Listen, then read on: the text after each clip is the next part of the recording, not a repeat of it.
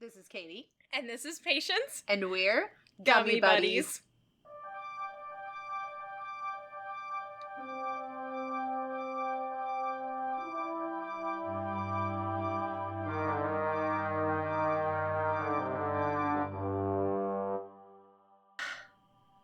All right, we're back. We're back. I'm so excited to be We're back. home. We No loved yurt. we loved our yurt, but it didn't have the same cozy vibe. Yeah, and it doesn't sound the same. Mm-hmm. So Yeah. I missed the setup. I'm glad we're back. I don't miss the bugs attacking us. Yeah, there's a mosquito somewhere, so if I clap, I'm killing a mosquito. Or she's really excited.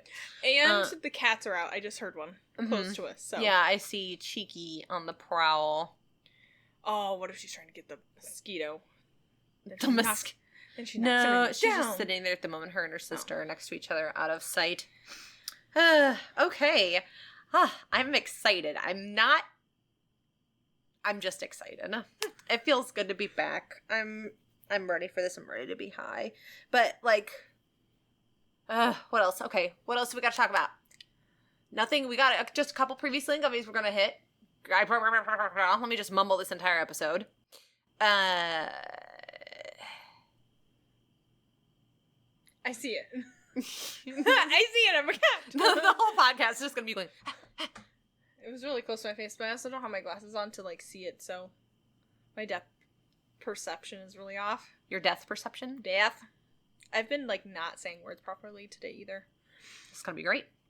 I said snozy earlier. Oh, yeah. I was like, you made up a new word again. Snuggly and cozy. I like it. It's just like you're frustrated. Okay. We don't My have to go favorite. over We're going my to start a whole vocabulary. patience dictionary. It's going to be called a Pictionary. Oh, wait. It's already taken. Our Midnight Morsels episode, we recorded our first one. I'm gonna, like, be in charge of it, so I'm gonna start them. I haven't had time to, like, do it yet, but I'm gonna start posting them every other Friday. When we're not doing a regular episode, she wants to get Midnight Morsels out at least once every other Friday. So I think that'll be a good... That's my tag! Why does it sound like you've got I'm pretty windshield sure wipers the on your mosquito back? bit me. It's great. We're fine. So, Hopefully you'll go numb with a gummy. we're gonna be doing Matt. Mm-hmm.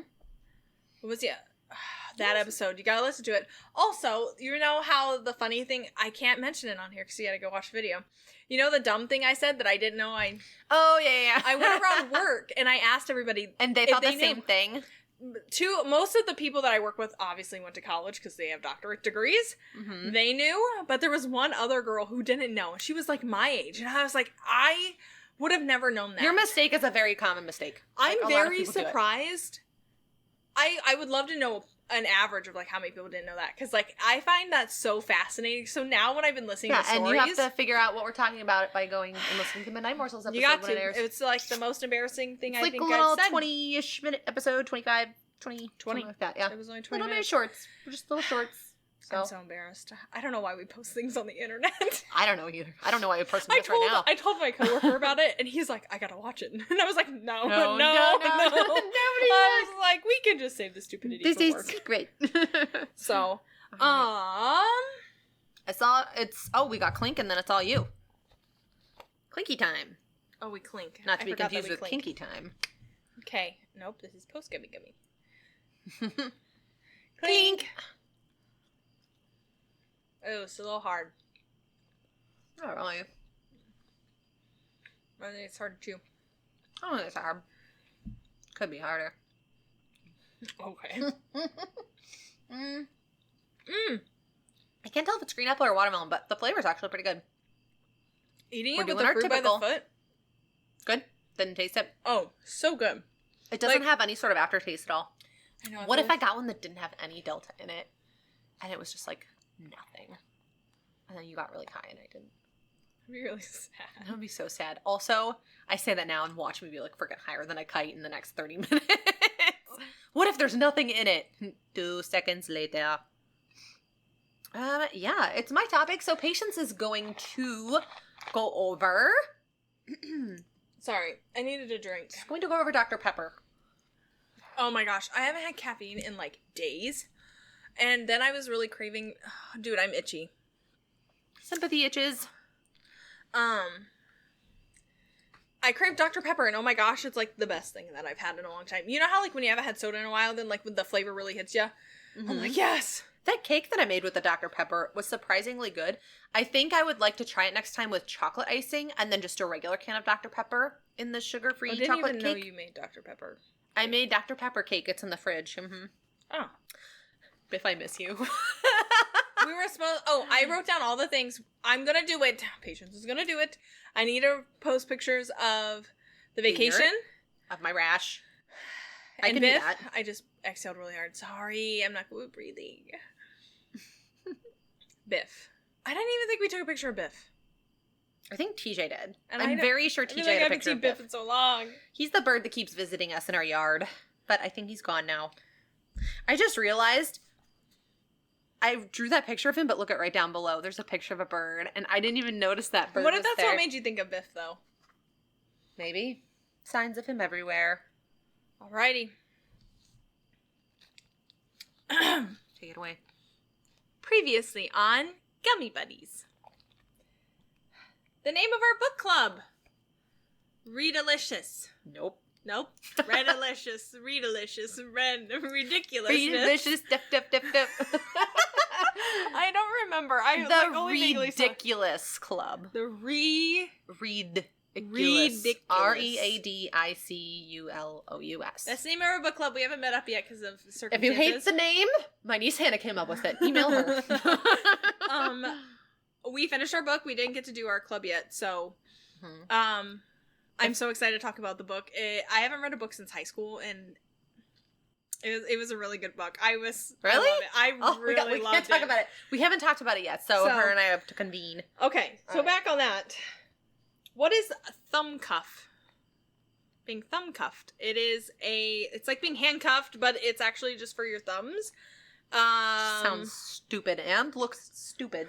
I think it's for people who can, like, dislocate their thumbs to, like, slip out of handcuffs or whatever they can do to get out of handcuffs normally. So that was interesting. Being thumb cuffed. What are you supposed to do? Just ask everybody you handcuff, are you double jointed? Just so you know if you need to thumb cuff them. Like, that's I think if they, like, know... If it's, like, a previous, like, criminal. The mosquito is right there in front of you. Did you get it? I don't know. We'll see. I wouldn't have been able to tell. Nope, he's by me. We were worried about the cats interrupting the podcast. No, it's just every other creature on the planet. We got the crickets, the mosquitoes... Pretty soon there's going to be a beaver that walks through the door. Why a beaver? I don't know. I've just been thinking about beavers a lot recently. Because I watched, like... Okay, so I was... No! Tug out? We'll be back in just a second, okay? Dinah.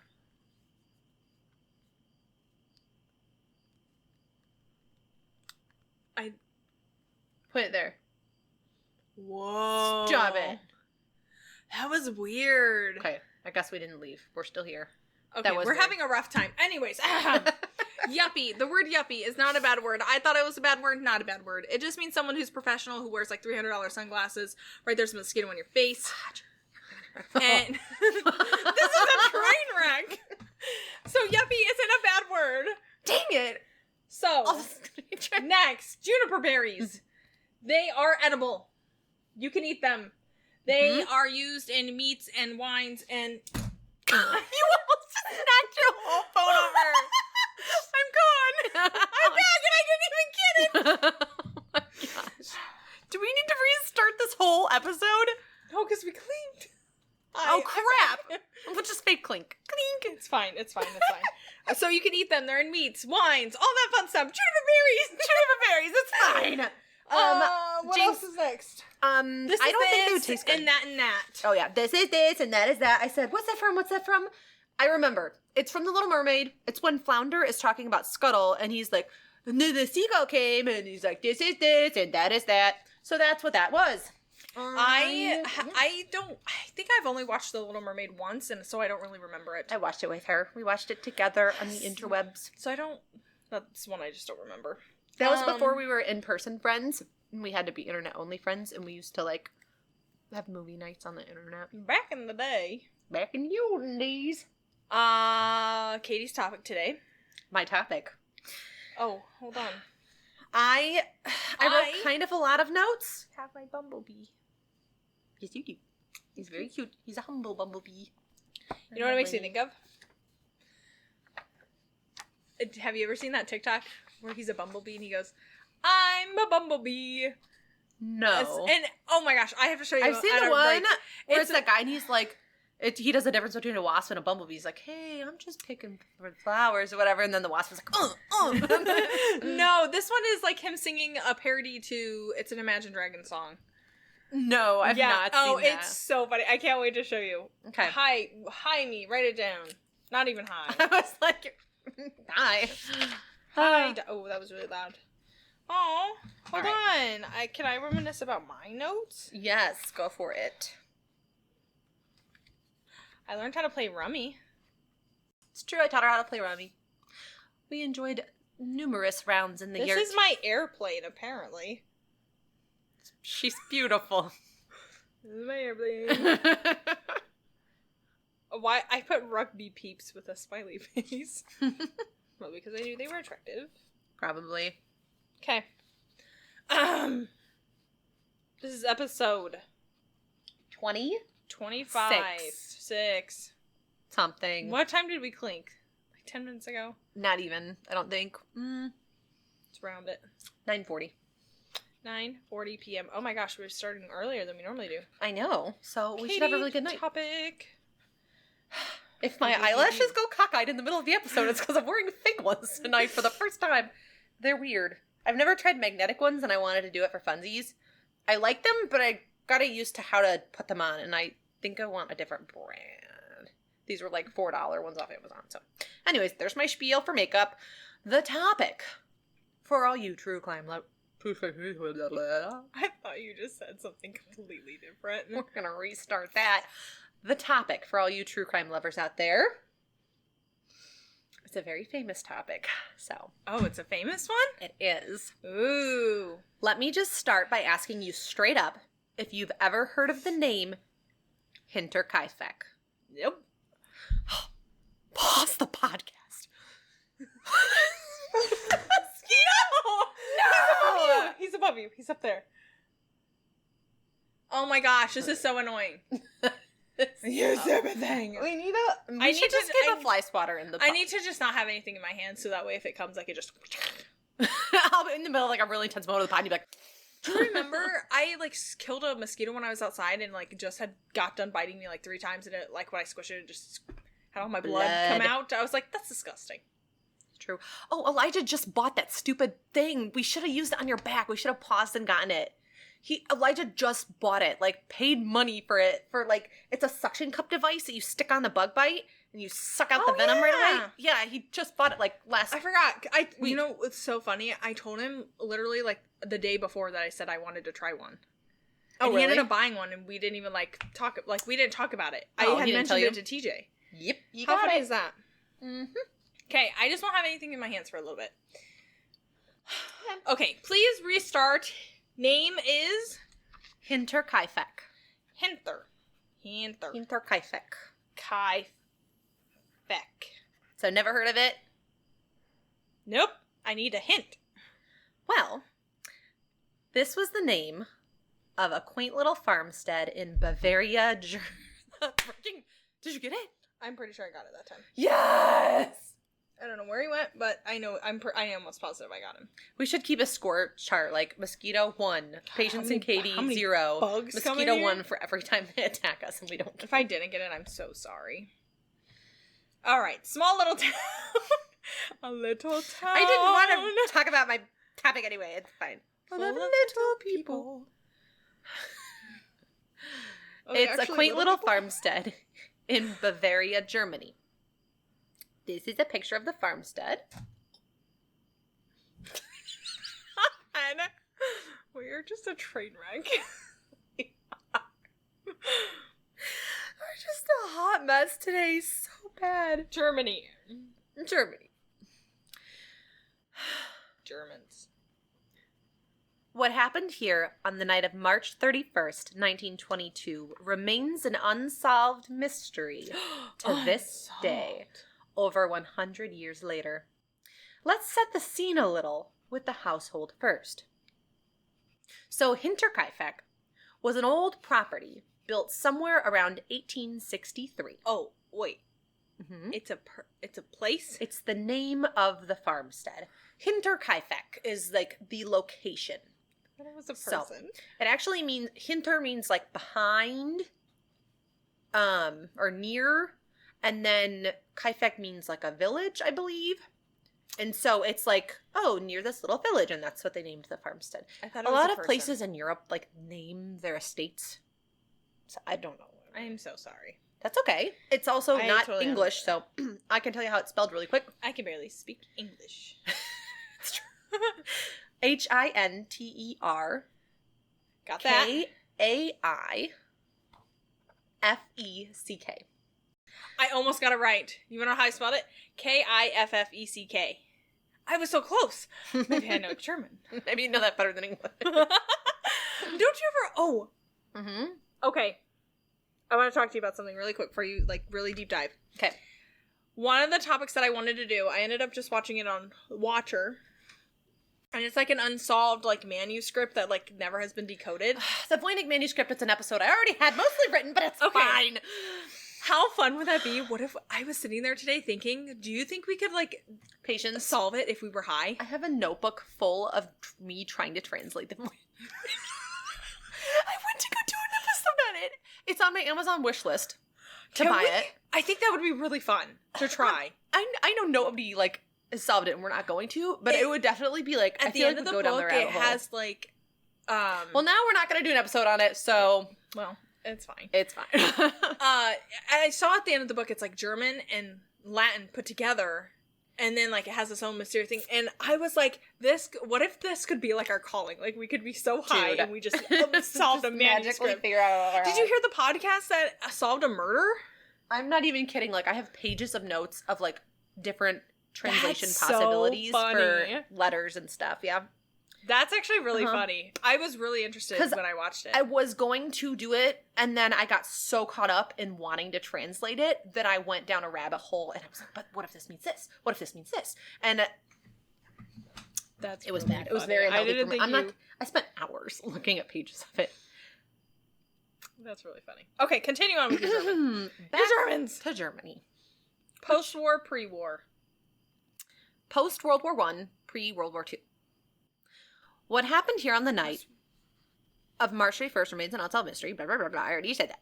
So Hinterkaifeck was an old property built somewhere around 1863, and it was where the Gruber family lived. That included an older man named Andreas Gruber, aged 67, his wife Kazilia, aged 72, their daughter Victoria, aged 35, and her two children, her 2-year-old son Josef and 7-year-old daughter Kazilia also, but they called her Silly or Seely. I'm not They sure. were both 2? Her son was 2 and her daughter was 7. All right. So, sorry, I messed up. I knocked over her camera because everything is breaking, and I'm going to break it more, apparently. Supposedly, this is one of the last known photos of the family. That's the Gruber family. Victoria technically had a different last name because she did marry, but we'll get into that eventually. So Victoria, the older couple's daughter, was a widow whose husband died during World War I. By this time in 1922, that was the lull in history between the two world wars. Now, one day, numerous people in the town started talking about how they hadn't seen anyone from the Gruber family in their usual places. It would seem that the family had vanished into thin air. Little Silly's classmates noticed she didn't show up at school on that Saturday, April 1st. Well, because it's Saturday. Also, yeah, why school on a Saturday? And when did they start not doing school on Saturdays? And where? Previously on Gummy Buddies. I would not want to go to school on Saturday. So, Also on that Saturday, a coffee vendor came by the house that afternoon, and he didn't see anyone home or around. I guess they had coffee vendors. Later that night, a carpenter that was going by the property, he claimed to be blinded by a man with a flashlight, and he noticed that the oven was burning and there was a foul odor coming from it that he could smell out on the road. Imagine living in a pre-Amazon time where all these tradespeople just showed up at your house all the time. Like, when I was little, I remember vacuum salesmen or, like, encyclopedia salesmen coming to the door every once in a while. But it's just weird to think of, like, how different. We had the Swanson man. Oh, I forgot about this. Oh, yeah, Culligan. And then I had, like, newspaper, magazines, Avon. Oh, man. That was normal. What's the other frozen food company? There was, like, Swanson. I don't know. But yeah, there was... I forgot Grams used to order from there. You know what's really funny? When I, like, got off the highway this morning, there was an Edmonton's... Entenmann's. There was a truck right next to me, and all I could think about was hijack. I was like, hijack it. Run him off the road.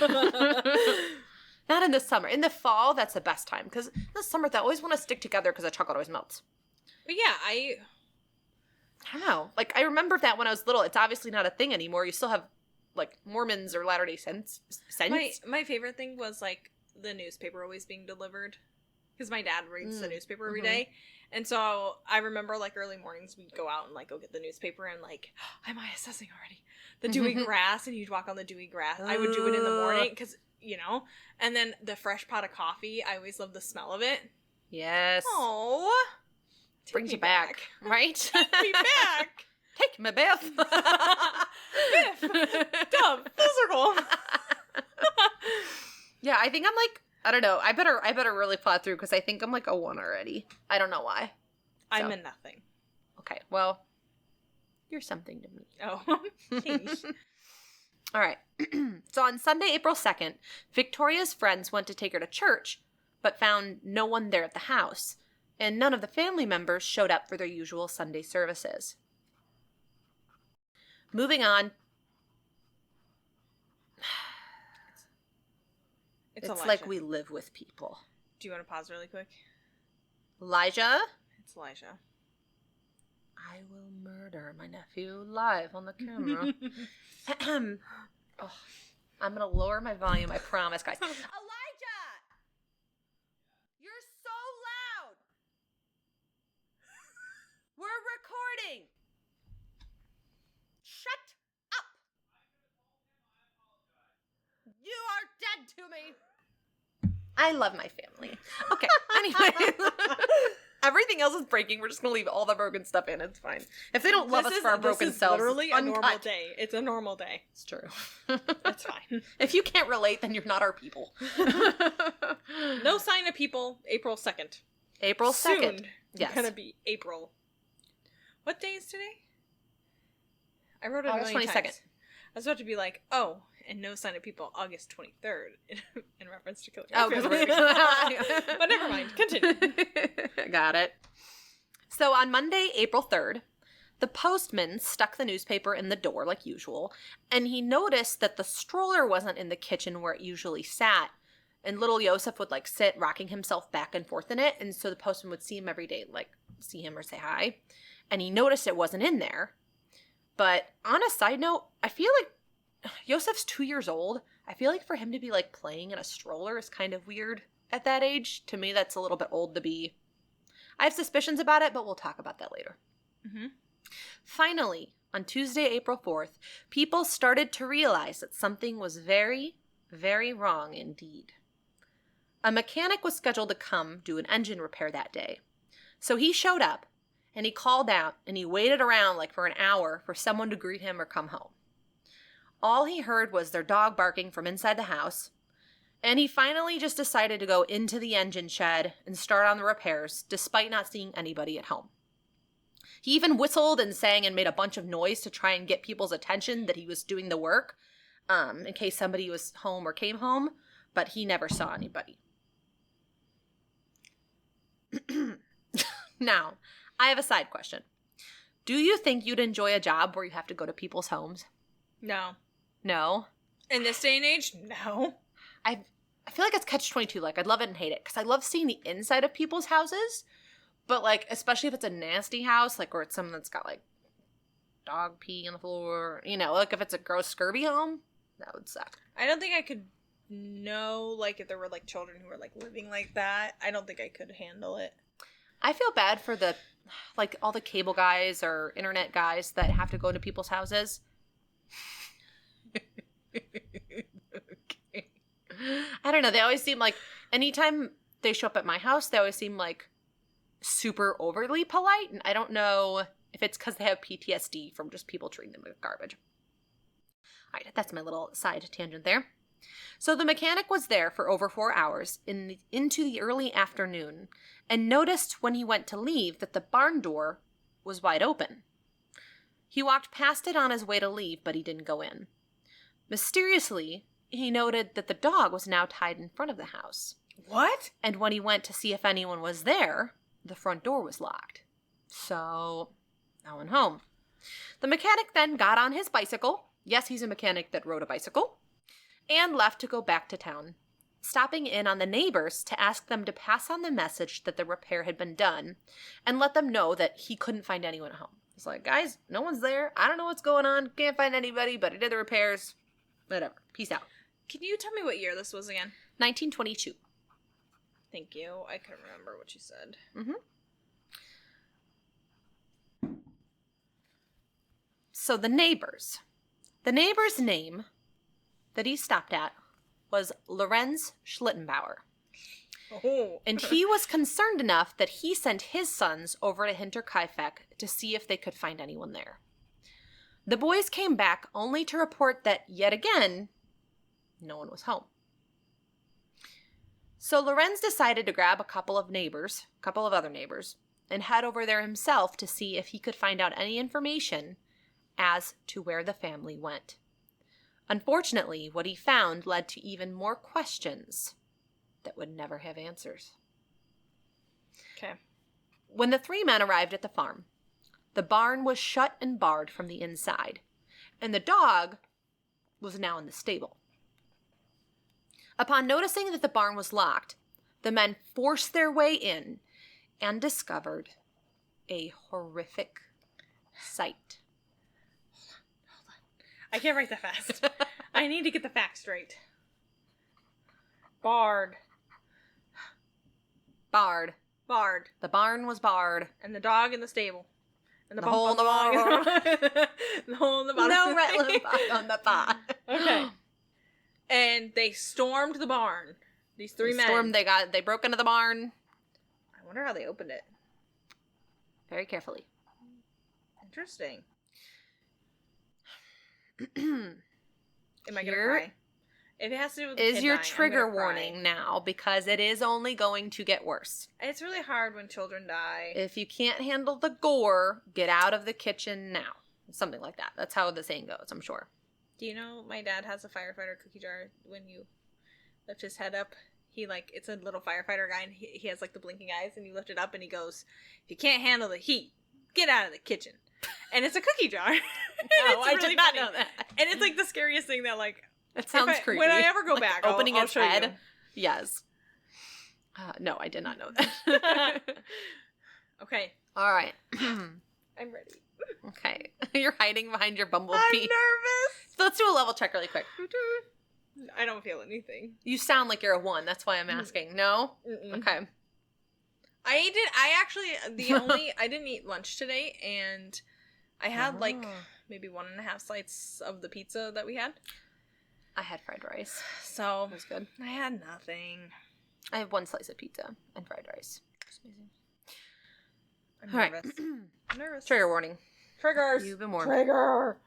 There, stacked in the piles of hay, were the bloody and brutalized bodies of Andreas Gruber, his wife Kazelia, their daughter Victoria, and their young granddaughter Silly.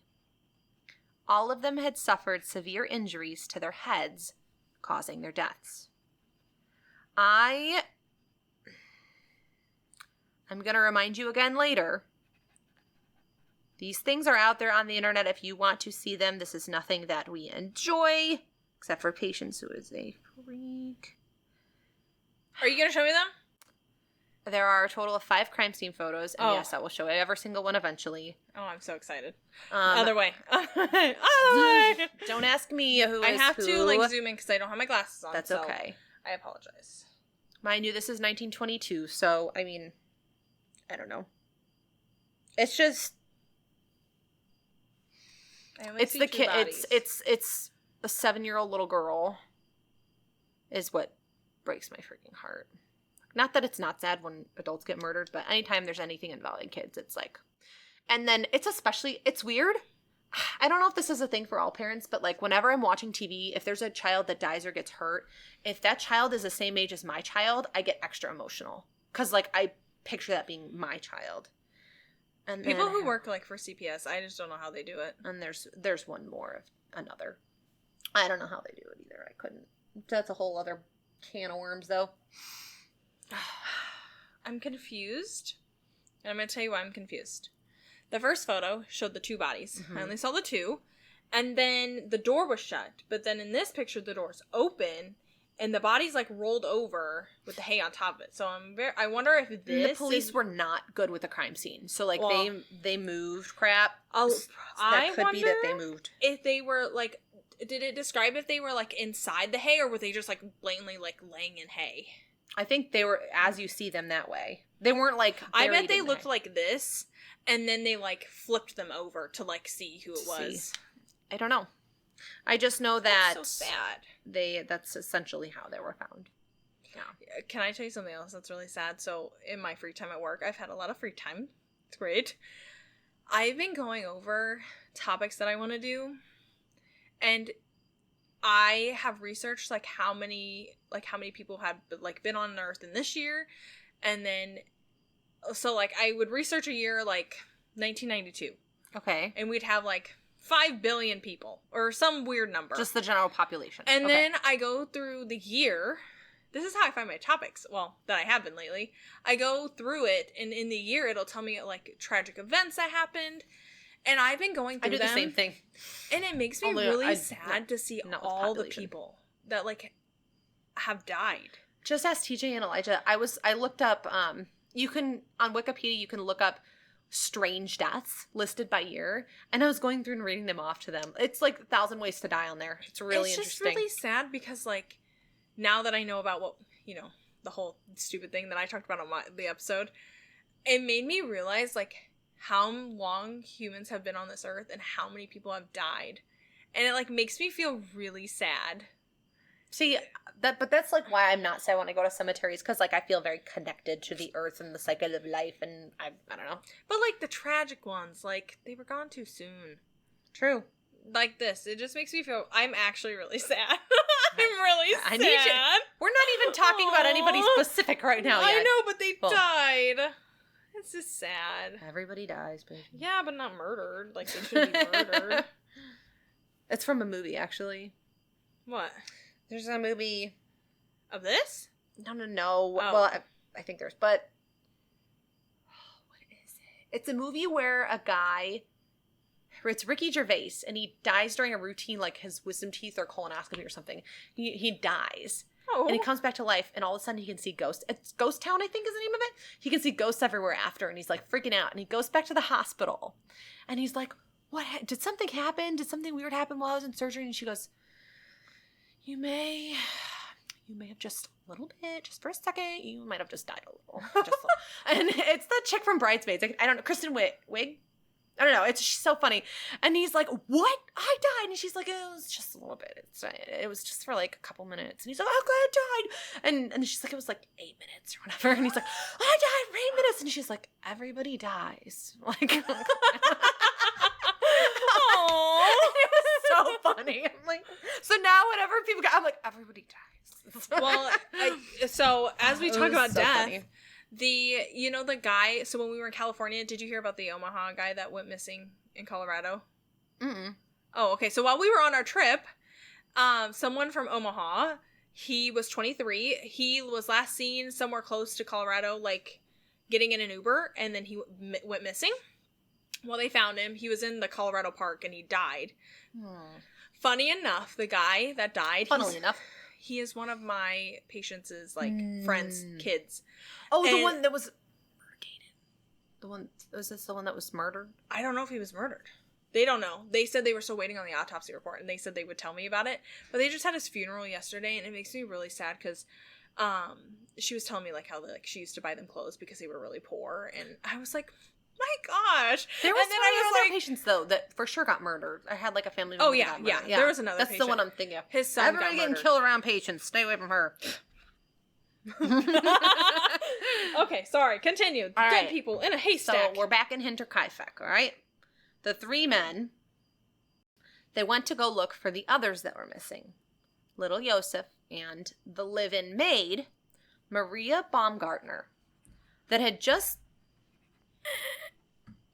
Maria? Sorry, a screen went dark. Usually patience gets it, but she was focused. Maria Baumgartner, okay, that had just started working there on the 31st.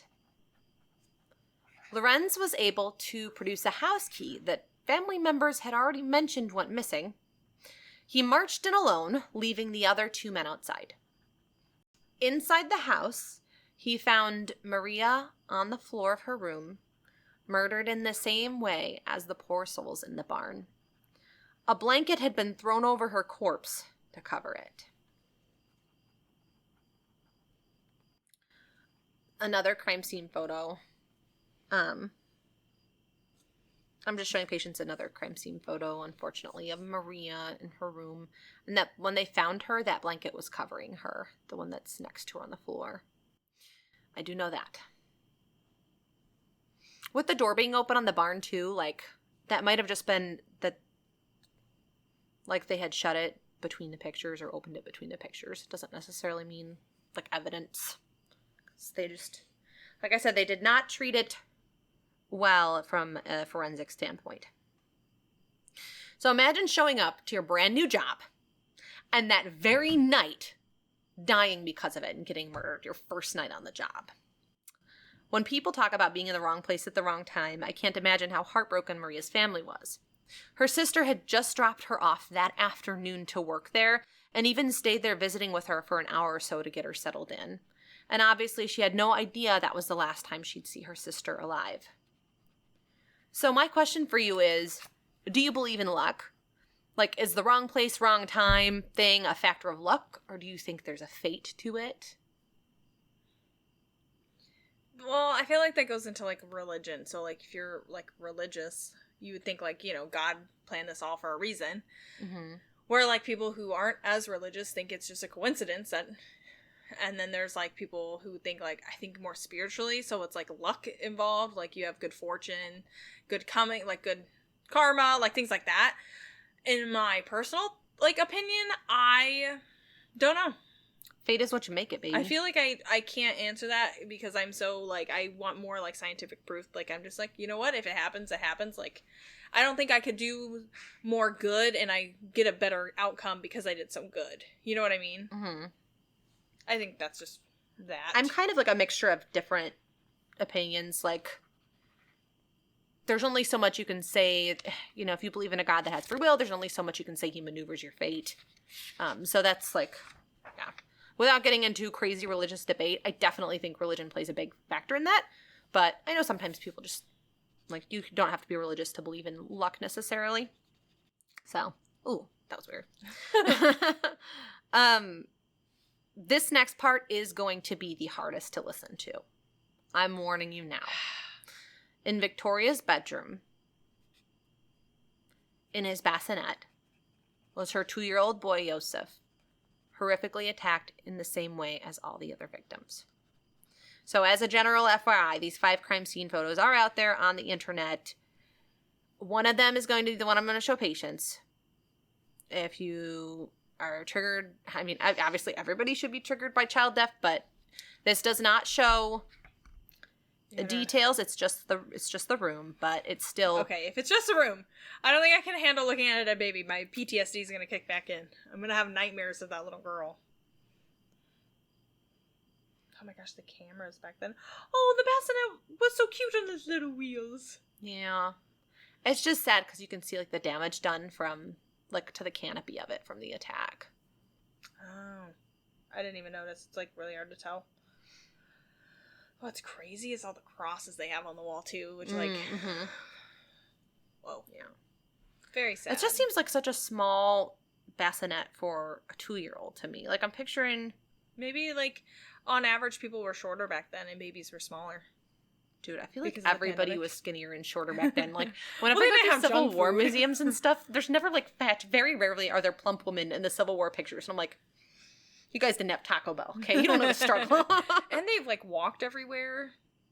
Oh, 'Cause yeah. everyone I could mean, they afford had to do cars. physical labor. Now we're just hit a button and then Amazon brings us our crap. We don't have trades.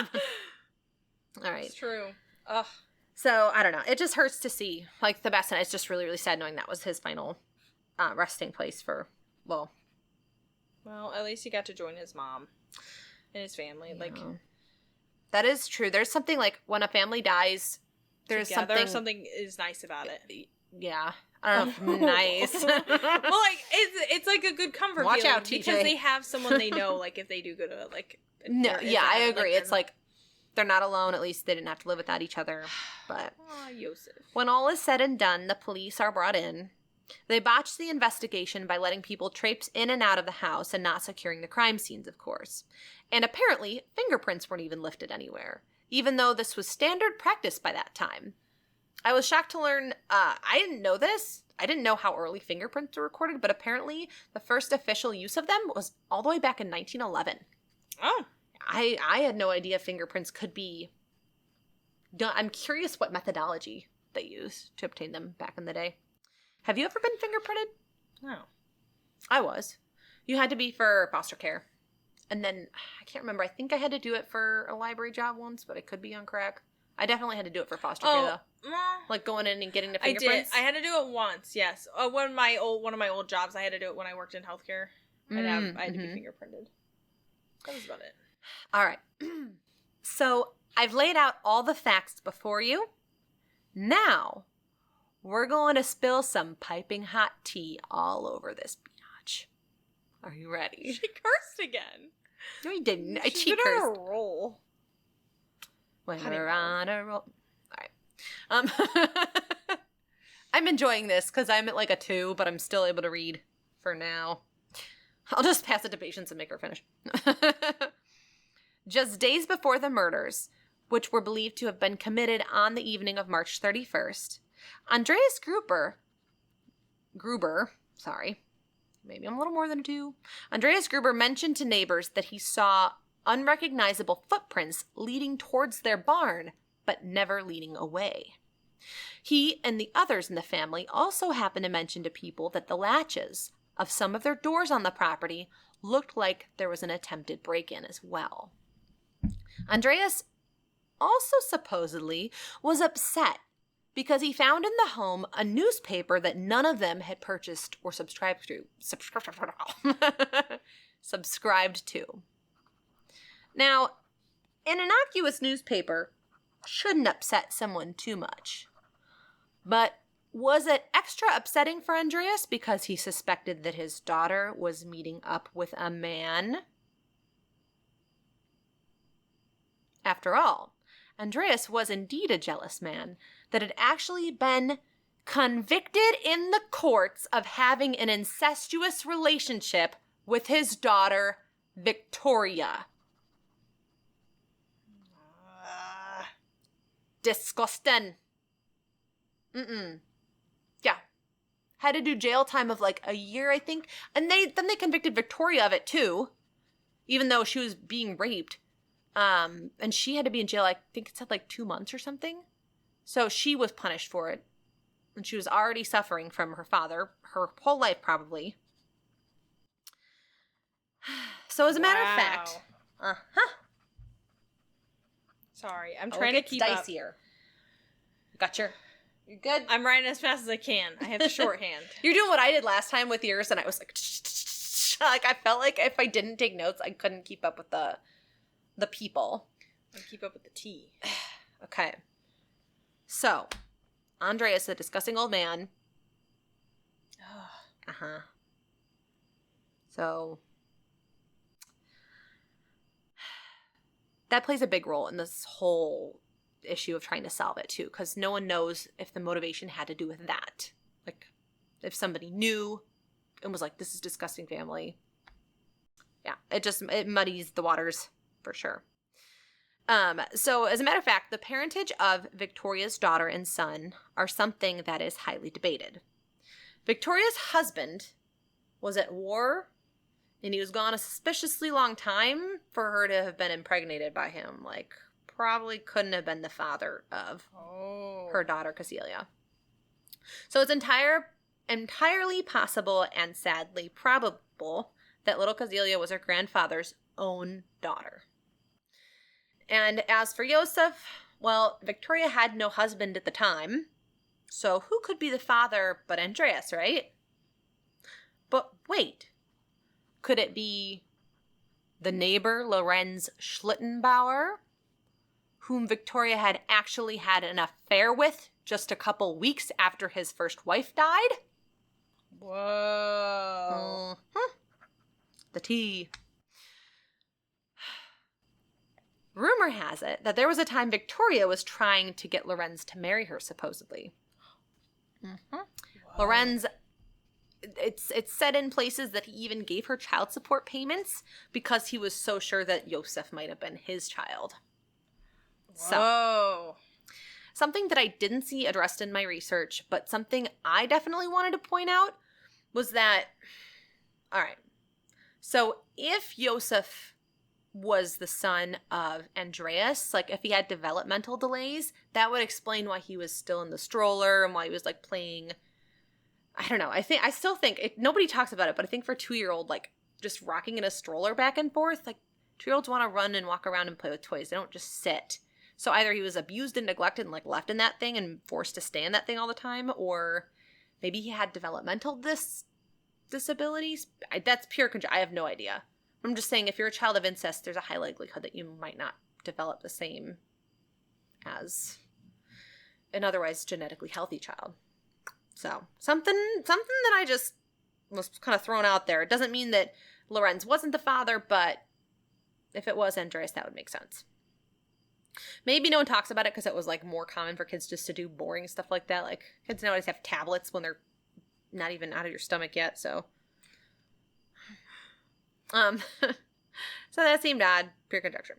The murder weapon itself wasn't discovered until the following year during the demolition of the farm. No one wanted to live where such sad losses took place.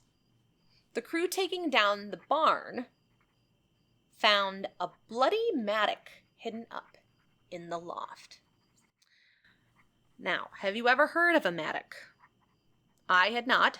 So I'm not going to judge you if you've never heard of a mattock. Do you know what it is? Sometimes you know more about tools than I do. Because you're married to one.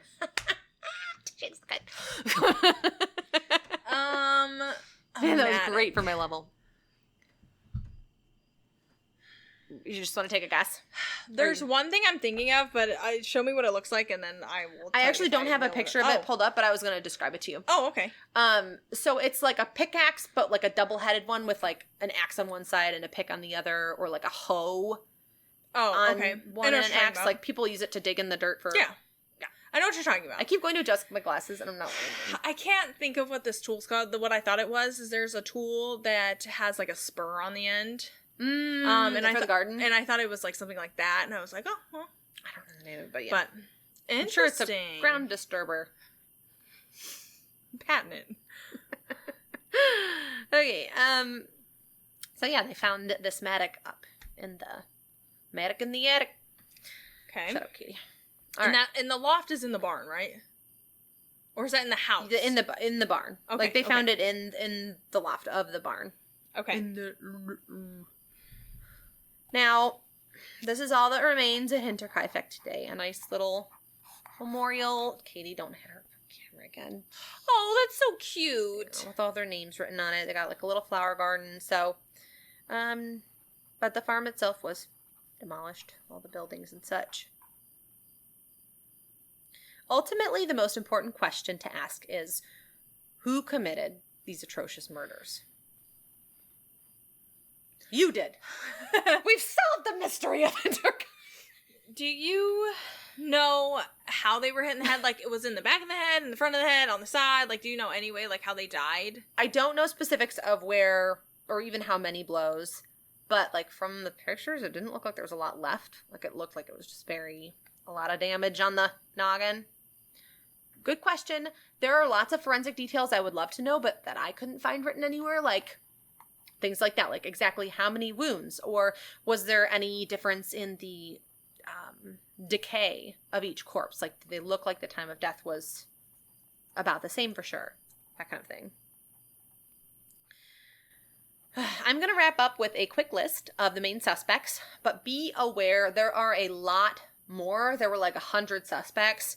I'm not even going to mention most of them for time's sake, so I'm just going to zip over a few of the main ones. All right.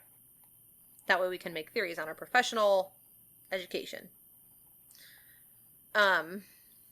Lorenz Schlittenbauer himself. Obviously. Big main suspect. He had some interesting tick marks against him, but these could also be things that could be reasonably explained. Like, everything that makes him suspicious, it's got a reason. So the fact that he had the missing key to the house, well, this could be damning, or it could be a normal thing because Victoria had been in a relationship with him and she gave him the key because they were still intimate, or she had a while ago. Going into the house by himself, that people found it suspicious because they said, well, you just marched in there because you knew there was no danger because you're the murderer. But if he thought his son was Yosef, he's going to barge into the house to look for his son. So going in by himself isn't something that is a big deal if it's your kid and you're just trying to make sure everybody's okay. That can be explained. So could look good, could look bad. And then years later, he was apparently on the grounds visiting the memorial, and he ran into somebody. And he mentioned something to them that, again, made him look bad, or it could be normal.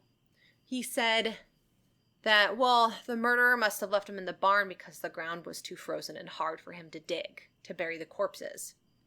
So the fact that he was thinking about that, I mean, he's a farmer, and he lives right next door. So he thinks about the soil. So that makes sense if he's a normal guy and innocent. But something that the killer would have thought about, like, oh man, no wonder they were left there. Couldn't get into the ground. Makes him look like he has intimate knowledge of the crime, but it could just be normal. So throughout his life, Lorenz actually ended up filing slander lawsuits against people that accused him of being a murderer, and he actually won them. So yeah, Lorenz, you're not a murderer. Even though you're not here anymore, I'm just covering my bases. Moving on from the neighbor. The previous maid... Look, I wrote out my suspect list and my theory already, and I'm like going as you're talking, and so I have to write around my suspect this. Oh. And so now I gotta figure out how I can like write around it. I think I'm gonna have to flip to a new page. Okay, old maid. The old maid. The previous maid. Why did she leave? I can't remember if it said why. I read somewhere that she actually had a baby while she was living there. Probably Andres. Probably like knocked her up. That horn dog. The previous maid gave the police even more names to consider for the suspect list. The Bischler brothers and Jorg Siegel. Supposedly, the dog only liked one of these brothers, Anton, and he never barked at him, but he barked at like every other stranger, but he never barked at Anton. So that made him look bad. The maid also said they knew about money the family had and had stolen things from the house before. Georg was actually the one who carved the handle of the mattock that was used as a murder weapon. So there's that. The former maid also mentioned the Thaler brothers, or Thaler brothers, men who had a criminal past for burglary and had supposedly expressed an interest in the house's layout and had conversations with the maid about like how much money the family had and, well, where does this one sleep and what's going on in there. To me, this theory and all of the burglary theories don't hold water because a large sum of the money was found in the house and it didn't appear to have been ransacked. So I think that any robbery theory is done for. There was another couple of brothers. There's a million brothers in this. The Gump brothers. Bubba Gump. Adolf and Anton Gump, actually, were also fingered as suspects because they had purportedly killed 8 other farmers during a Polish uprising the previous year. Their sister even claimed on her deathbed that the Hinterkaifeck murders were her brothers, the Gump brothers. So, I don't know. In your opinion, like, deathbed confessions, should we take them as solid gold? No. See, and I'm kind of like on the, it means something. It's their last breath. No. They're going to tell the truth. Would you really lie in your death? But some people are delusional when they're, like, dying. They don't, I think that they don't, they're already, like, when they're starting to go, like, maybe it's something that, like, weighed heavy on their mind, but I feel like they are just delusional. I would not take a dead person's word for anything. I didn't even think about people not being in the right mind as far as the delusions go. I was just thinking, like, if I'm in my right mind, are you going to really lie? It's the last act on earth you do. I think it maybe in their heart they truly believe that, and it comes out as them being honest with themselves, like, this is what I actually think and feel. But, like if you've watched the videos, like, people who are dying, like, they say they see angels, or they see a little girl that's going to take them to, like, heaven, and then they talk about things before they die, and whether, like, heaven is real or isn't, not like the debate here, but in some people's minds, that's delusional, when you see things when you die. So, I feel like there's things that could let's make someone like, delusional. The truth is different depending on who you ask, or, like, people's perspectives. I mean, one of my topics I'm going to talk about, there was someone who was, like, dying on their deathbed, and he was like, yeah, we killed this guy. And then, it was, like, a posse who had, like, killed these guys. Mm-hmm. Well, one of them in this posse had died, because it was, like, posse. They didn't know if it was, like, real or not, like, if they actually killed him. So then on his deathbed, he admitted that they did kill him. Well, one of the posse members was like, no, we didn't. Like, he lied. So I feel like on your deathbed, if you truly want to believe something, you would say it as a delusion. Like, I feel like manifesting it almost on your deathbed. Like, you know how, like, if someone lies too often, that, like, it becomes real to them. Yeah. I feel like it's lying to yourself that it was actually somebody. So, but intentionally deceiving, though, that's a whole different story. I'm talking about, if you have a choice between intentional deceit and telling the truth on your deathbed, I feel like you're gonna go for the truth, because, like, unless it's to protect somebody, I don't see myself, I don't lie anyway, so, maybe it's because I can't relate to liars, because I'm so perfect. I feel like it's on a case-by-case scenario. Fair enough. Okay. Like, if you were on your deathbed and I was like, Katy, tell me this. You look great. I'd be like, you're lying. And then you, like, told me that, I'd be like, yeah, like, I know her to be a truther.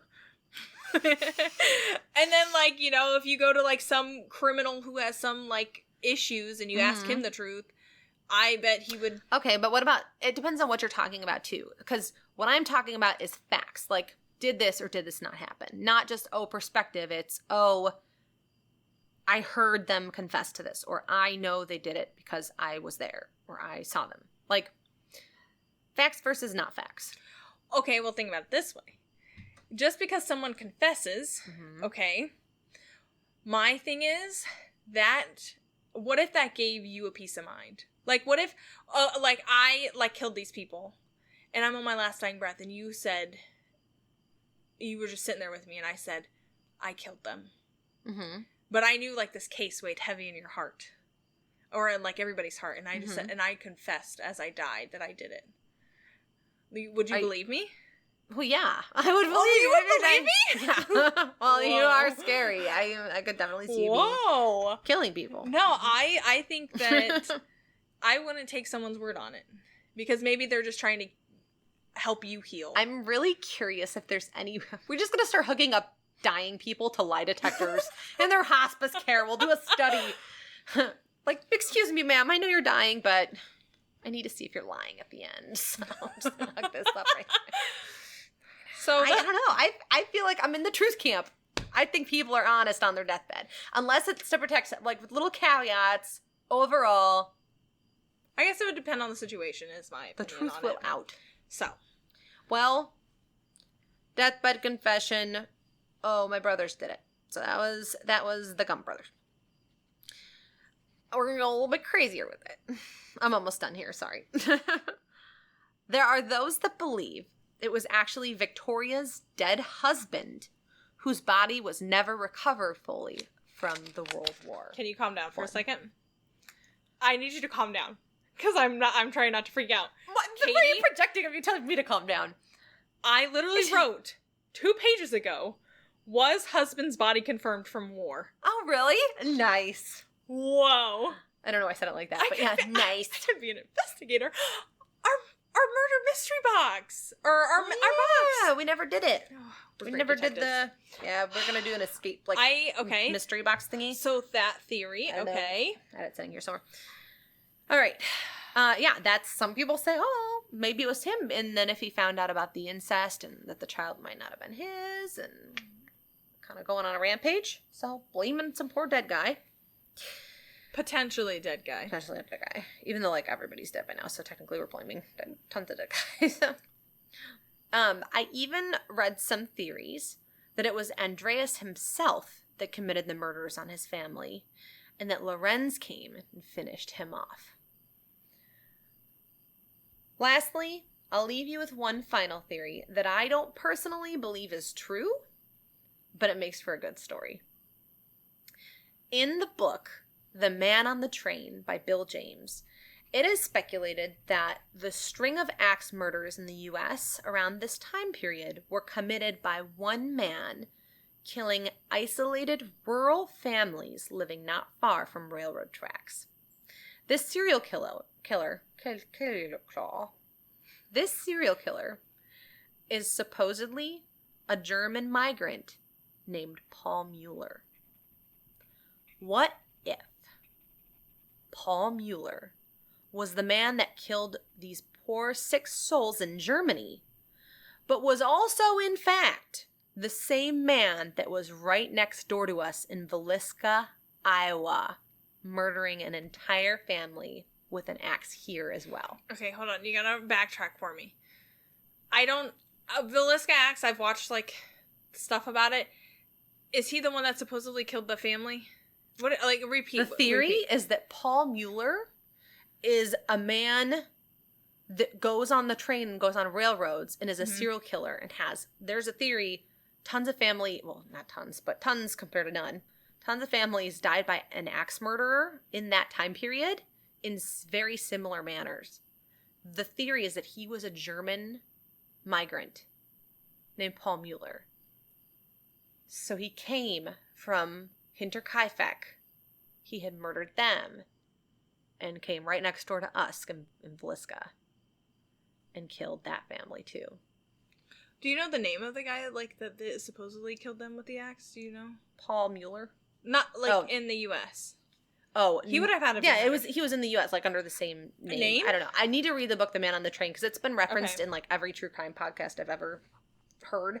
And it's a really interesting theory. Like, when you go down the axe murder rabbit hole, it's terrifying. Get down. Oh, I think he's gotta go. You gotta play outside. You gotta wait a second, dude. We're almost to a snack break. This guy, I don't know. I didn't kill it. All right, I'm almost, sorry, I just have a couple more sentences and I'll be done. So, I don't know, just, what if it was Paul Mueller? The fact that we live really close to Villisca, like, just makes it all the more. We really want to go ghost hunting. I want to. It's true, 1 a year. So it's improbable, yes. But crazier things have happened. The end. Do you want to... Okay, so let me read you what I got. Okay. All right. So I wrote suspect. I believe I believe it's a he, for sure a he. He stayed in the barn. This guy stayed in the barn. And then I suspect that Andre went to the barn first whacked. And then his wife was like, man, he's been out there forever. Like, what's going on? She goes out, whacked. And then Victoria's like, man, where's mom? Like, where's she been? Mm-hmm. Whacked. Then the girl, she's a little baby. She'd probably be like, I need to go check on my mom, or I just need to go, whack. Mm-hmm. Okay. They all die dead together. Dead. I think they were all hit from behind, if that was my theory, like if we knew, my guess. And then I think it's a family friend because of the house key. Okay? Not necessarily Lorenz. I don't not We're not saying it was but I think it's a family friend because whoever trusted them also probably have left them in the house before the house key. Mm-hmm. And then because I was thinking that, like, depending on who got killed first, but my theory is that those 4 got killed first. If they went in the house, Maria, I think she would have, if she knew it was some stranger, she would have, like, grabbed Yosef and, like, taken him out or, like, ran or something. Like, I think there would have been more of a struggle. Where I think that if it was someone she knew, she'd be more comfortable. So then I think she got whacked from behind. Like, she went to the bedroom or whatever, whacked. And then I think out of just, you Whacked. know. I like that you just keep on going, whacked. What is a killer going to do with a baby? I think at that moment you just, you're so... Don't remind me about the baby. I'm trying to forget that I read that. In another mindset, I think he just killed the baby because, you know. So there's that. And it's obviously not money motivated. So I want to know when the postman... Might have missed the postman. My thing is, okay, when he delivered, yes, the baby was not in the normal place. The dog was inside. Mm-hmm. So I said that the crime took place on April 1st, 1922, because it had to have been between the time before the postman came, because the door was open. So I think when the door was open, he had just finished killing them before the postman came. Or the milkman. Sorry, the milkman. Or whoever it was. The postman. I think it was like right after that. So then since the dog was barking... Oh, no, the mechanic. Who... the mechanic is the one that heard the dog barking. Okay, from inside. Got it. For sure that time. You're like... Okay, so the door was open when the mechanic came, but when he left, it was shut, and the dog was outside. Oh, let me re-reference my notes. I don't know if the front door was open or shut, but I do know that he tested the door, and it was locked. Okay. So it might have been shut the whole time, and he just tested it and realized it was locked. No sign of people, door shut, okay. I didn't write that down. Why did I not write that down? Okay. So whatever happened between there, I think whoever was just there, like, had just killed them. And then, because the dog was barking, I think when they thought they had left, instead of, whatever, I can't remember, like, the time period, it's driving me nuts. But I think that they put the dog outside because it was drawing attention to them inside. And so he, like, put him out on the chain. It would be, like, no different because... So then, when they leave, they can lock the door behind them. Because the house was still locked when they, like, opened... Well, because the barn was barred shut, and then I would assume that the house would have been locked. I think that they were trying to, like, keep people from going in. So I think... I wish I, like, knew more. It makes me definitely want to read more about it, like, see what I can find. But I don't think... It is sad about the inbreeding. I don't think, like, Lorenz. I don't think he did it. My theory was that, like, my big question was, like, has the husband been to that house before? Like, was his body confirmed that he actually died? Because if his body wasn't confirmed... I didn't tell you about this, but when I was doing my research about, like, that theory... Another supporting fact of it was the husband that wasn't really dead theory is that there's somebody, I might get some of these details wrong, but supposedly someone heard a Soviet soldier say that he was the one that killed people at Hinterkaifeck. And it's, like, rumored that that soldier was just Victoria's husband. You know, if I had to, like, put on who did it, I would say it was the husband who actually didn't die. Because there's also things in war. Okay, patience, don't fail me now.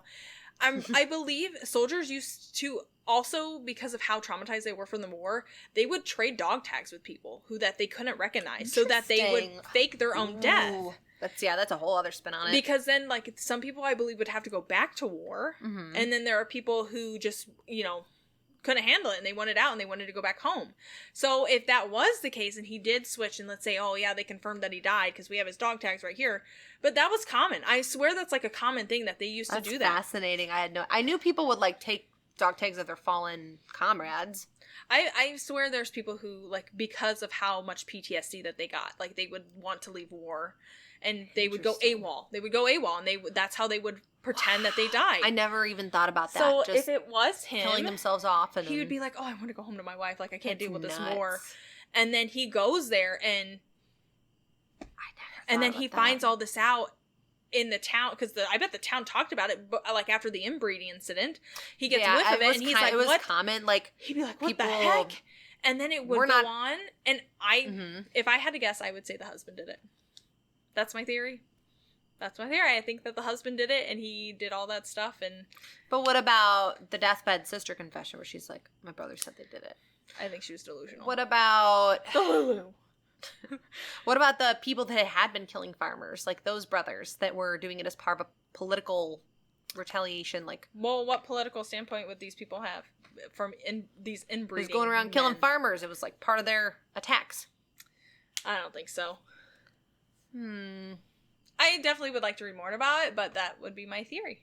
Yeah, there's a lot of other suspects that look good for random specific reasons, but in my thinking, I feel like it was a crime of passion, so it had to have been somebody that knew them. I didn't think it sounded like a politically motivated thing. Mm-mm. It seemed personal. The fact that you can't kill a 7-year-old and 2-year-old and not have it be a very specific personal thing. Plus, I think the sad part is too that like mental illness wasn't like a big thing back then. So who knows? It could be some crazy accident. I was gonna say it could just be a random crazy, exactly, just a complete unknown, just some one-off, or it could be Paul Mueller. What a very good story. I loved it. I like the unsolved stuff. I think that's why I like Mystery Files from The Watcher so much. I like the unsolved because it makes me feel like I can like actually think and try and solve it. Yeah. So really love it. Loved the topic. Love how you presented it. Thank you. 10 out of 10. Loved the story. What is your level check? Probably 4, honestly. I'm only like maybe a 2. I'm really not that high, and it makes me sad. When we get up and start walking around for snack time, hopefully it'll. And oh my gosh, your story we're an hour and 20 in almost. Oh my gosh. I knew I wrote a lot of notes. Normally I was really slow delivering it because my level was going up. And I think I interrupted you a lot though, so I think it's okay. That's perfect. Okay. So, and go me. Interrupting. Finally. Really there was a while where you were really quiet and I was like, oh my gosh. But you were really hyper-focused. Oh, I was like really theorizing like who it could be, and like I was like asking questions in my head, but I could like hear myself say that out loud because like there are parts, Katie, I wrote, okay, when did the dead husband die? And then I wrote, sorry, I have to go back to my questions. There was another question I asked. I just kept writing questions. Supposedly he had died like approximately 7 years earlier because the oldest child was supposedly his. So, and Kazelia was 7 when she died. So 8-ish years before. How many years ago was this then? 1922. 100 and what year were we in? 25. Sometimes when I go to do math, like I'll literally think it's 2008 or something, and I'm like, oh my gosh. So over 100 years? Well, obviously more than 100 years ago. Very sad. The family, anything with little children, it's really, but it's an important story to be told, and definitely interesting. There's just too many freaking factors. The happenstance that a brand new maid just started. Like, was it some crazy person that knew her? Like, she just had her first day on the job. Well, okay. Was it... Think about this. Was it another man Victoria was having an affair with? What if... Okay, the old maid left because she got bad vibes from somebody. So maybe it's like one of those people that she mentioned. But the new maid wouldn't have known anybody and their true intentions or how much information they knew about the family because she's still getting used to everything. So maybe because she didn't know so much, it was more like, oh, I don't have a bad vibe about this guy. Where like this old maid, she would have been like, you know, he's been doing this weird stuff. Like maybe that was like a benefit to him because he knew that this new maid was going to start. I don't know. I do know that, like, it couldn't have been a murder-suicide because the pickaxe would just be sitting right there on their body. It wouldn't be hidden in the loft. So it had to have for sure been a murder, not murder-suicide. So it had to have been either murder, or just murder. And, just because there's so many victims in the barn doesn't mean they weren't just lured out one by one. Either that or we... Sorry. Continue. Either that or we just have, like, a whole herd of mosquitoes attacking us. Wonder what a herd of mosquitoes is called. Previously on Gummy Buddies. Again. So yeah, I'm ready for snack time. All right. Well, we're gonna go snack time. Okay. We're back. We're back. Just say something. We're high. Katie's really high. I'm like I'm not close, but I'm getting close. It took us a longer snack break than normal, because she was having issues. Her chicken was cooked too hot, so, and then she was taking her time. At least your phone issues. What are you? Oh, I'm at like the 8 point now. 8, finally. Rude. I'm croaking. Wait, no, I think it was my phone case because I was. No, I could feel it like bubble. Okay, favorite snack. It was for me the chicken and rice that I made for dinner. I don't know why I'm answering it like I'm at a game show. It was chicken and rice that I made. I really liked the Crunch Bar I had. That was really good. Oh, I'm so sorry. My restless legs. The Captain Crunch cereal was really good. Ooh, no, it was like a 7 or an 8. I think it was also good. Good lunch. Yeah, good lunch. Yeah. I think it was all good. Like I didn't have one bad thing that I ate. Like even the chips were really good. The chips I didn't. She didn't like sour cream and cheddar chips. Cheddar and something. I don't know. It's some sort of chips. Yes, but it's a cheddar one, not sour cream.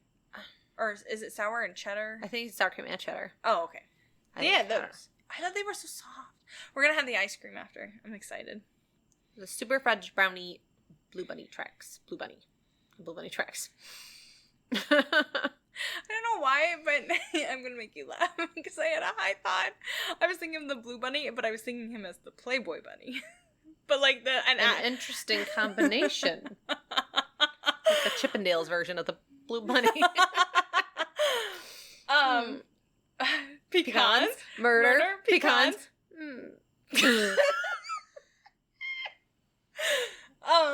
Okay, we're gonna do a few games. We're gonna see how long we last. I do have a phone issue. Let me just clarify. You just getting this. Like, I think I did that the whole time I was talking.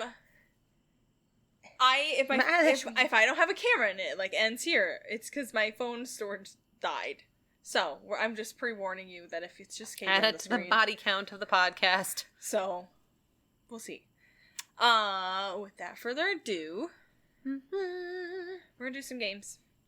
We are gonna do. I actually kind of want to do the question cards. They're so far. These ones. My woman with the long arms. Oh, you. Okay, remember we throw these away after we use them. Yeah. Because we don't want to repeat. We're gonna do a couple how well do you know me cards. How many would you like? 2. 2. She says. Those. 1.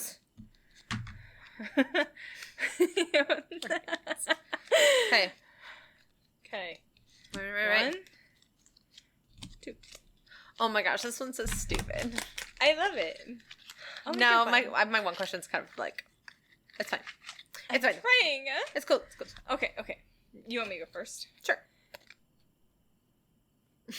Do you have any? They look like they're playing goldfish. Mine is really stupid. Well, maybe you don't know this. Okay. I'll go first. Spiders, snakes, or bees? Which do I like the least? Ooh. I think you like...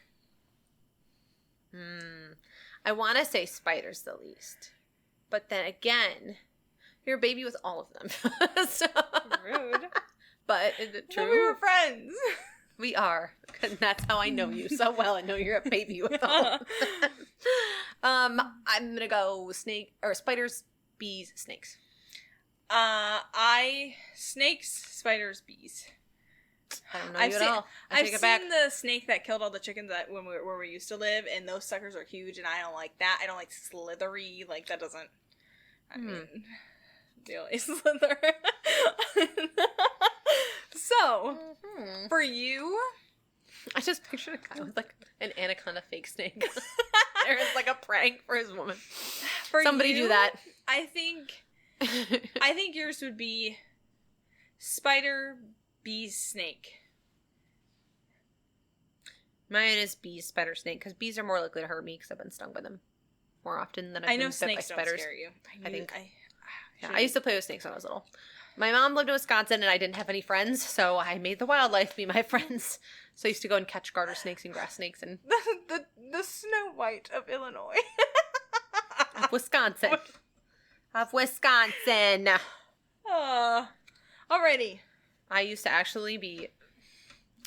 be Pocahontas, not Snow White, because I would literally run the hidden pine trails of the forest, and I would sing the Pocahontas song while I was doing. So funny.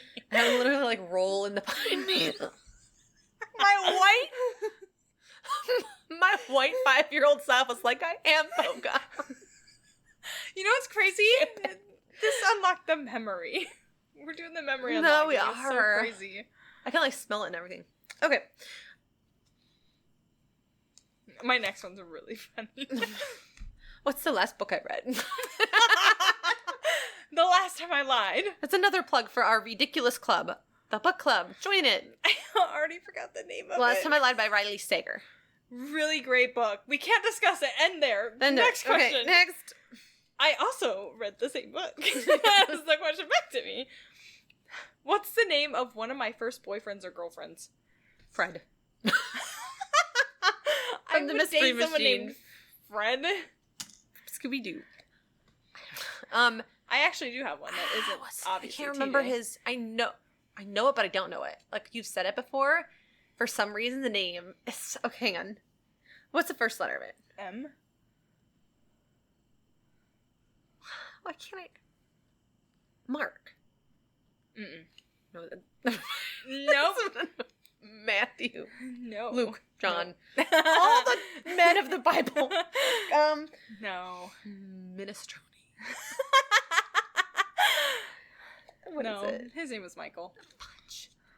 Yeah. That was my first kiss. Was it Michael? There was a guy, like, I used to go to the pool all the time, and there was a guy that I'd swim with in first one. I was like 10, 11, who's but the like... Who's the dude from Ontario North?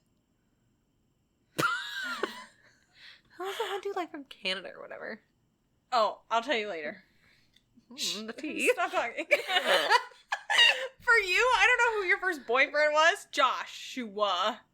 No, I want to think of the guy's name. I swear you've told me. I know you've told me. Because you're friends with him on Facebook. Right? We're not talking about first kiss. We're talking about just boyfriend. Okay, well, Jeremy. It was Jared, my ex-husband. He was my first boyfriend. No one ever asked me out before him. I got one on the hook, and I was like, I better take it. Wait, even when you were younger, you had, like, no first boyfriends? Jared was my first boyfriend. Like, TJ's my first... No one asked me out before him. TJ's my first real boyfriend. I had, like, little mini dramas where I got kissed a couple times, and then I didn't have an actual boyfriend. Nobody asked me out before Jared. That's why I was like, well, I better move there and live by him, I guess. He's the only fish in the sea that's taken any sort of interest.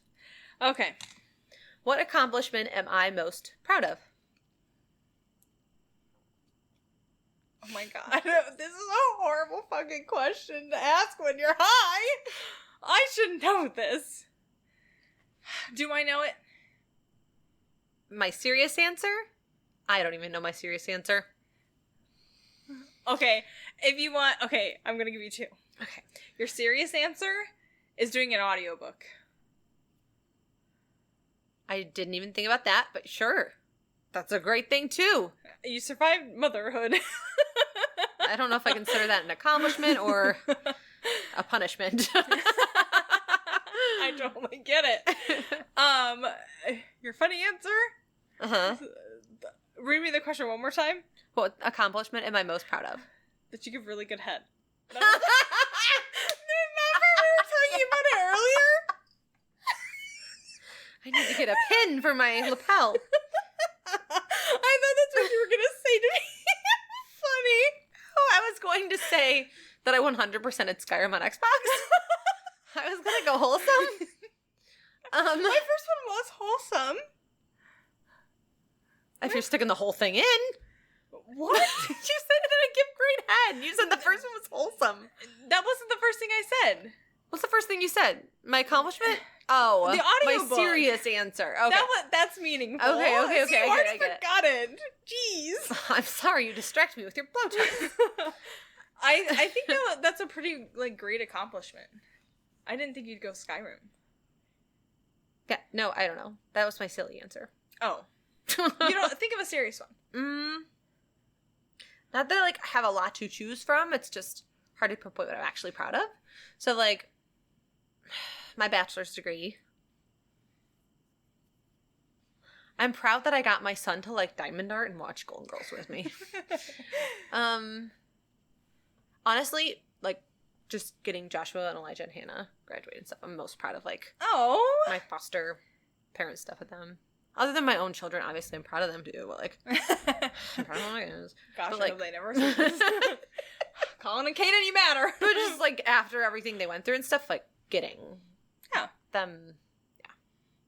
Interesting. My level high enough that I keep seeing your hair in very vivid colors. Very vivid colors right now. It's very pretty.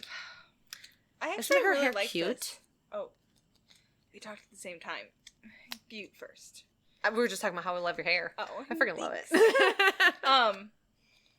I actually really like this game when we're high because I feel like I'm going to be more successful. Success. Oh no, not again. Successful? Successful in remembering it more. Yes. So. Liked it. I did like it. And I unlocked, and then I told Katy in the kitchen on our break that I keep the memory of her dead sister alive by doing this King Tut charade. Oh yeah. Sometimes, especially when I first lost, because dead sisters. So when I lost one of them, I'm trapping them like flies. On the one, I was talking to patients, and I was something that helps me is telling people inside jokes. I said one of the hardest parts is when I lost them, it's something that hurts you in weird ways. It's when somebody says something that was an inside joke that you have with a dead person. It's it's sad because nobody else on earth is going to get that but you when you look at it. So I told patients, I was they're stupid inside jokes that every time I see them, it's reminders of her, and it makes me miss her so much, and it's over stupid inside jokes.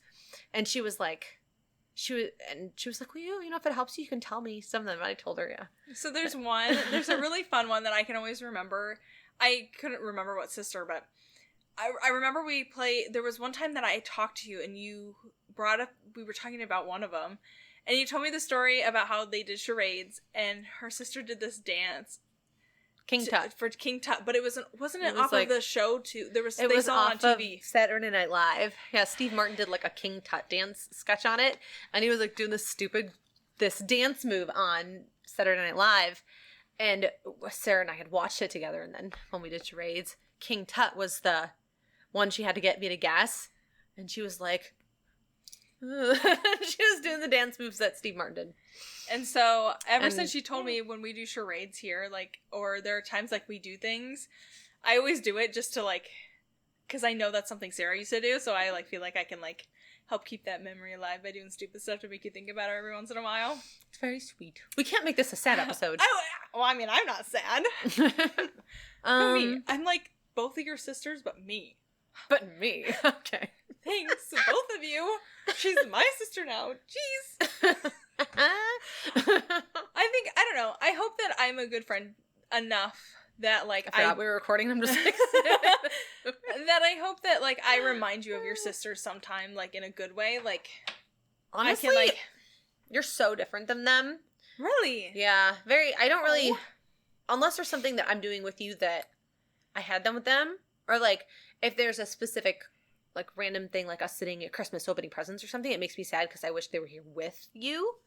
But no, I don't know. Do you think I would have gotten along with your sisters? Yeah, because... Yeah, I don't know. I know you would have. Definitely. It would have probably been a drama where you go back and forth between, like, me and Sarah being, like, a best friend to me, but then kind of a best friend to Sarah. And, like, there'd probably be a whose friend are you closer to dynamic. It makes me sad that I, like, didn't get to meet them. I know. What the crap, guys? So, I don't know. I like to be I like to be your best friend to kind of make you think about your sisters, because that's sweet. I don't know. I feel like it makes me sad that since I didn't get to meet them. I don't know anything like what they were like or anything like that. So it's nice to. I have a question. Yeah. This might. Do you as somebody that, like, has a friend that talks about dead people all the time, like, want to talk about Mr. or Sarah? And I'm always like, oh yeah, Missa did this or Sarah did that. When I talk about them a lot, does it ever get annoying? Because I feel like I would have so much sympathy for someone, but I would also be like, who cares about Stephanie? Like, I'll be a double-edged sword.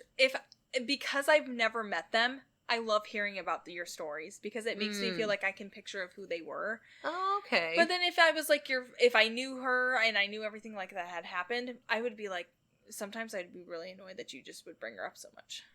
Okay. I feel like it's a double-edged sword. But, like, from my personal point of view, I like hearing about them. Oh. Okay. Because I don't know, like, their aneurysms. I don't know anything that they like. So I feel like because you tell me things, it helps me paint them as a picture of, like, I would have never pictured Sarah to do this. Like, because I didn't know her. And that makes it, like, really exciting. Because it's like you're trying to like, make me meet someone new. That's what it feels like, because I didn't know any of that stuff. I was just talking for a long time. Take over. Okay. That's so relatable. So that's just what it made me think of. Okay. Yeah. Look at that. Sorry, I'm just at a nice, like, cozy level. You know what about it, though? I think there are parts of me that makes me jealous of you. Because you can share memories of them, like, when I think about, like, my dad, like, I can't give, like, any memories of him. So it makes me jealous because I feel like I can meet Sarah and Missa through what you talk about. I thought you were going to say that I had sisters, period, and that you didn't get any. Like, God. No, I don't think I'd want a sister. Kind of glad. There's too much woman to handle. I technically grew up an only child, so, even though I have brothers, so that, I don't really know what it would have been like to live with a sibling. I never had to. I was spoiled.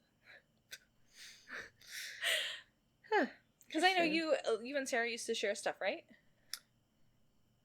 Which one was it that, like, or was I got their hand-me-downs all the time because they're both my older sisters. So I was always. You know what? A ghost orb. You know what makes me really sad? I miss your dad. Oh, I miss him. I haven't called him in the past. I miss Jill too, and the dog. And the dog, too! Oh, Wicked exists. Really miss them. Oh. I haven't seen your dad in... Well, since he came for Caden's... I wasn't here. You didn't see him at all, like, at the house or anything? No. Well, yeah, so for me it's been like 4 years. Well, no, we did stop on the way to move you out here. I don't remember. On the way... I don't know. But yeah, I miss your dad. I guess that was a He's while like my ago. dad now. Maybe that's what I'm like. I'm like Sarah. I'm just like, they're like, oh, like he's my dad for you. That's what I bring to the table. That's why I love. Not even me. That's why I'm like, always tell him I said hi. Was Tyler ever like that? Was he ever like, tell John I said hi? No? Like, he'd be polite. Like, if I was on the phone, I'd be like, hi. Or something like that, but he's not going to randomly bring it up on his own unless I'm talking about my family. Who would be like, oh yeah, make sure to tell your dad this. Like, he's a passive person like that. Like, he doesn't proactively be like, hey, tell this person. He's not proactively social. I feel like when you say that, it makes that person like be like, oh wow, I didn't know she cared. Wanted to say hi or anything like that. I don't know, it makes it special. Oh my gosh. What? We've been recording for so long for this episode. I know, it's really great. And I'm not done talking. Another subject. Let's do another one. Okay. I really like these ones. I feel like we're on a rabbit hole just talking about each other. I like it. Is it too like intimate for the public? Oh, okay. Okay. Do you want to go first? Or do you want me to go first? I guess I'll go first. Okay. This time. Do I believe in ghosts? Ooh. I don't think you do. I don't think you're like a full-on believer. I don't really. Yeah. Like, I'm not saying they don't, but if I had to give it a percentage, I'm like 95% sure ghosts aren't real, 5% sure they're real. I'll give you the 5%. You definitely believe they're real. Oh my god, yeah. 100%. I'd be the Shane and you'd be the Ryan. Wait. I love that. Am I backwards? No, you're right. Yeah. Did you say Brian? Ryan. Oh, I was like, that's it, right? Brian. Yeah. Yep.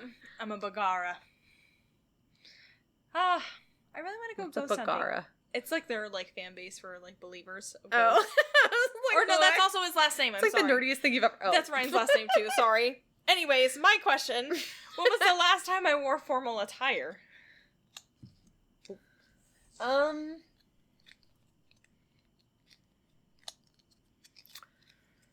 For a wedding. Yeah. But it was like right after prom. I really like the ideas where girls have girls' nights where they wear their formal attire out like in town. Like if we're going out for dinner, just all of us wear like our. That I've seen the TikToks of it and it's really cute. Yeah. I like that. You just pretend you were just in a wedding or something, you know? No one has to know. Do you want to do one more? That or a different. What's another one we can do? Well, we I just keep thinking about that guy on TikTok who also got high, and I'm just like, I'm in she a club. found a new TikTok guy she likes. He gets high too. Mm-hmm. I don't even know his name. I must love it for his TikTok, but I don't know his name. I just like being high. It's nice. All right, let's do. I had written down. We have been having fun with the conspiracy theory game, so yeah. Would you just like want a piece of that? Okay. You want a piece of that? No. Sorry. Level check real quick. I'm like floating between an 11 and a 12. I'm nice. Like 9 and 10, but I'm going like up and down and up and down. Up and yeah. Up and yeah. Pecans. Murder. Pecans. I'll do it for you. Okay, conspiracy theory.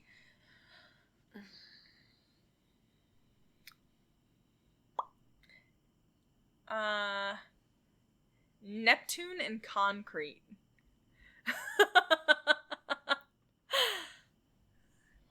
Did you know that if you were to dig on Neptune and take the dirt back to the Earth, because of the changes in the atmosphere between the two planets, the powder would turn to concrete in our air because of the moisture levels in our air versus Neptune's, and it would immediately become concrete.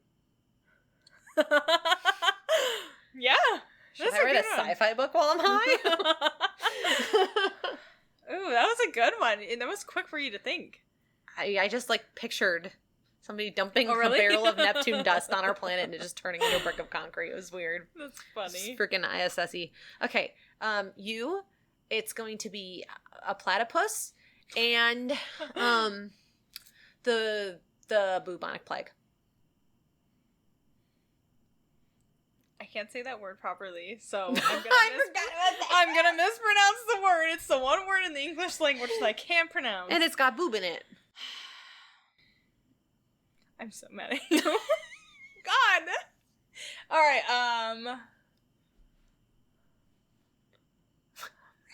Go ahead. Let me think. The Smoke coming out of here. platypus. Stop it. This is really hard for me. What if the platypus was the one that originally started the bubonic plague? Stop talking about how I say it. And the only reason they did it was because they ate platypus eggs. Oh. Yeah. And that's how the bubonic plague started. Stop! I can't say it right. You're judging. Stop judging. It's one word I can't say. What was the other thing I couldn't say? Remember, and you guys had to keep telling me. Oh, TJ knows. It's just like this. And I was putting an extra emphasis on something. You're like, it's not that. Xylophone. She kept on saying xylophone. And I'm like, Yeah. no, it's xylophone. Xylophone. No, it's xylophone. Xylophone. Xylophone. And she kept saying it Xylophone. like that. That's normally how I say it. So, this whole plague business was started by platypus eggs. Which kind of plague was it? Stop, that was the only time you get it. Anyway. Third time's a charm, come on. Bubonic. Blublonic. Stop, you're embarrassing me on the internet. You embarrass yourself on the internet. Fool. It was great. Alright, want to do one more? Or should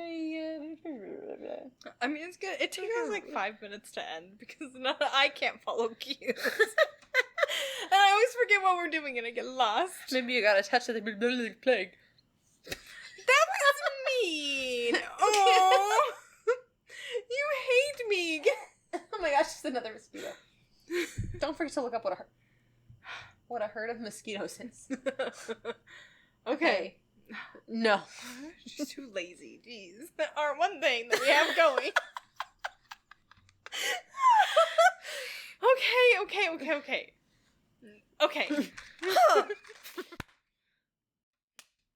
I got that one. Yeah. Okay, continue.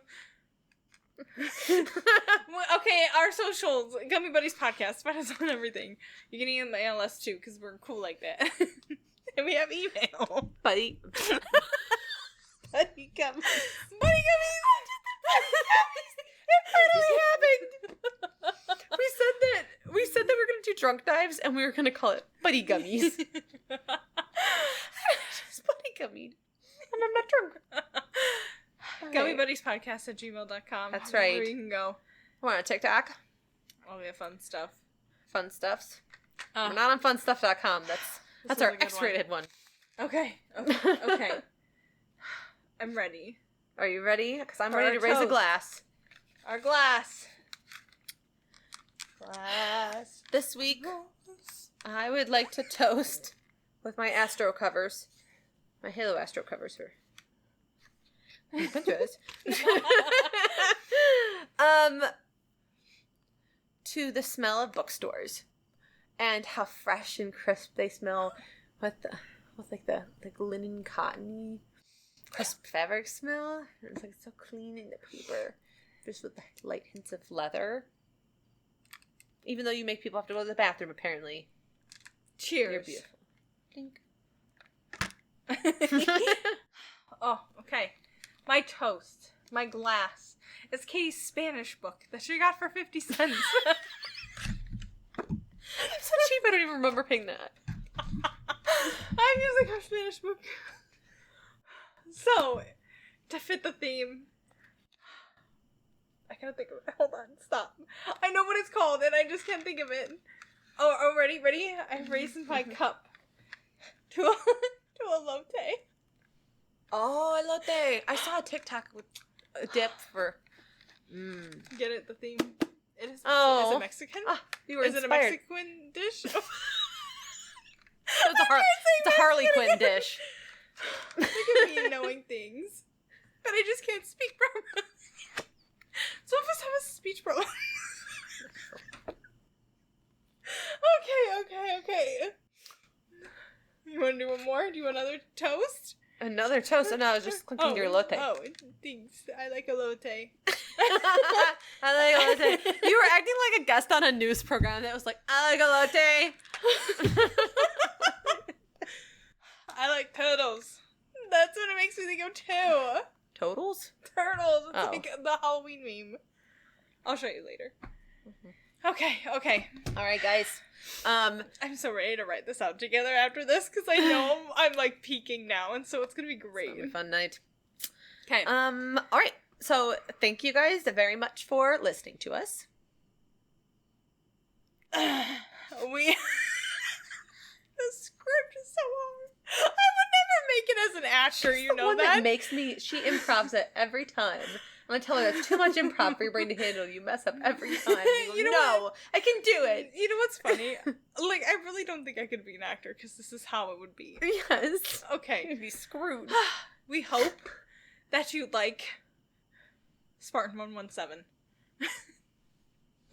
And thank you for being our buddy gummy. Gummy buddy!